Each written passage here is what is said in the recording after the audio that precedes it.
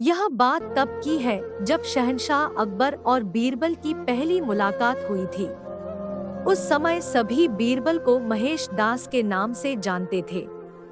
एक दिन शहंशाह अकबर बाजार में महेश दास की होशियार से खुश होकर उसे अपने दरबार में इनाम देने के लिए बुलाते हैं और निशानी के तौर पर अपनी अंगूठी देते हैं। कुछ समय के बाद महेश दास सुल्तान अकबर से मिलने का विचार बनाकर उनके महल की ओर रवाना हो जाते हैं। वहां पहुंचकर महेश दास देखते हैं कि महल के बाहर बहुत लंबी लाइन लगी हुई है और दरबान हर व्यक्ति से कुछ न कुछ लेकर ही उन्हें अंदर जाने दे रहा। जब महेश दास का नंबर आया तो उसने कहा कि महाराज ने मुझे इनाम देने के लिए बुलाया है और उसने सुल्तान की अंगूठी दिखाई।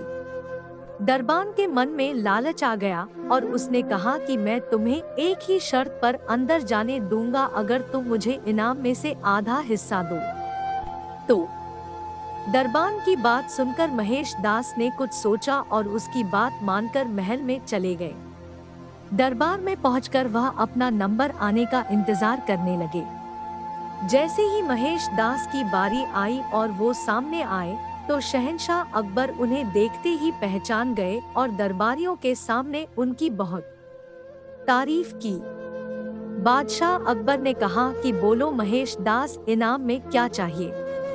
तब महेश दास ने कहा कि महाराज, मैं जो कुछ भी मांगूंगा क्या आप मुझे इनाम में देंगे?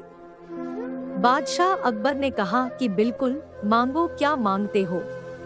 तब महेश दास ने कहा कि महाराज, मुझे पीठ पर 100 कोड़े मारने का इनाम दे। महेश दास की बात सुनकर सभी को हैरानी हुई और बादशाह अकबर ने पूछा कि तुम ऐसा क्यों चाहते हो?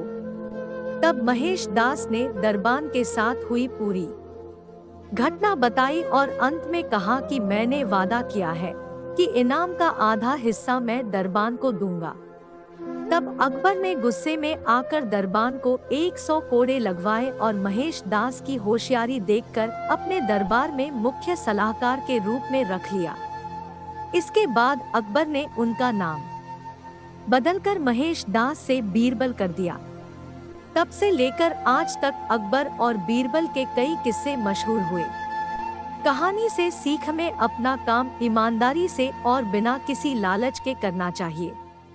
अगर आप कुछ पाने की उम्मीद से कोई काम करते हो तो हमेशा बुरे परिणाम का सामना करना पड़ता है। जैसे इस कहानी में लालची दरबान के साथ हुआ। दोस्तों, यह कहानी अच्छी लगी हो तो चैनल को सब्सक्राइब कर लीजिए।